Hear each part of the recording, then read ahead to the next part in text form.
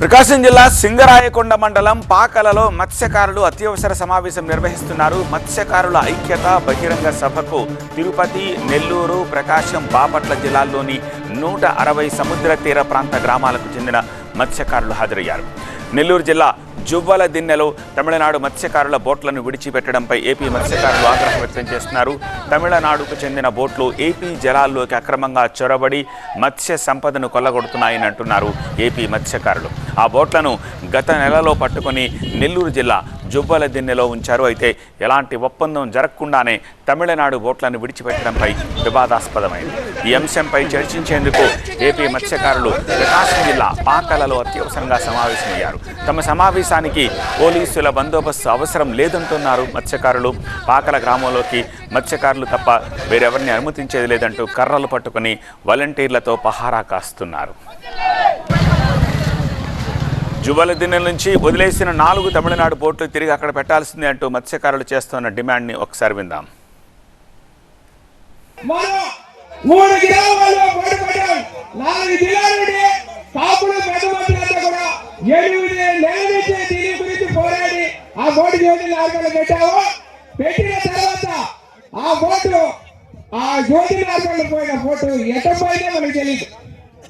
దాని గురించి ఇక్కడ వచ్చిన గ్రామ ప్రజలు అందరూ కూడా ఆ విషయం గురించి ఎవరు పంపించారో అది చేసుకుని వాళ్ళు చేయాల్సిన పనులు ఎలా తీసుకోవాలో అలా తీసుకోవాలని చెప్తున్నాం. అయితే 4 బోట్లు వదిలేరు కాబట్టి ఆ 4 బోట్లు మన ఆంధ్రాలో ఉండాలి. అది ఉండకపోతే 4 జిల్లాలు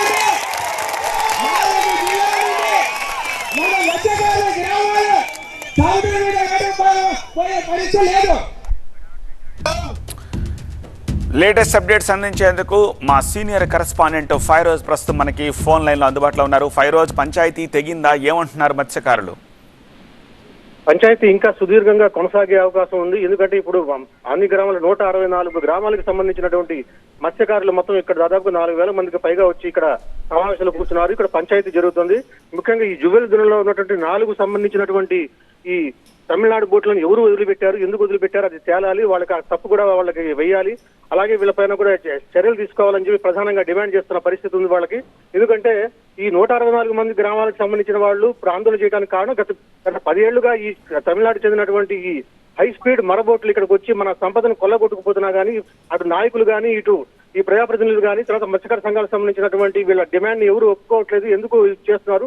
ఇతర రాష్ట్రాలతో పోలిస్తే వాళ్ళకి ఒక ప్రత్యేక చట్టాలు ఉన్నాయి. ఆ చట్టాలను సముద్ర చట్టాలని 17 నాటికల్ మైళ్ళ దూరంలోనే వాళ్ళు వేరు చేయాలి. కానీ లోపలికి వచ్చి చేస్తున్నాయి.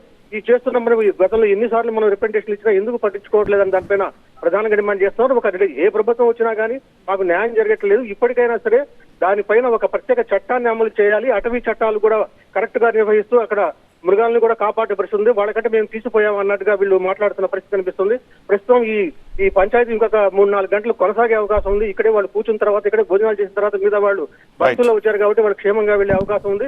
మరోవైపున ఈ సోనా బోట్లను వదిలినటువంటి వాళ్ళపైన యాక్షన్ తీసుకోవాలి, వాళ్ళపైన చర్యలు తీసుకోవాలి. ఆ బోట్లను తిరిగి మాకు రప్పించి ఇక్కడ ఇచ్చిన తర్వాత పంచాయతీ జరిగిన తర్వాత మాకు ఒక ఒప్పందం జరిగిన తర్వాత అప్పుడు మాత్రం విడిచిపెట్టాలని వీళ్ళు ప్రధాన డిమాండ్ గా కనిపిస్తుంది. రైట్ ఫైరోజ్.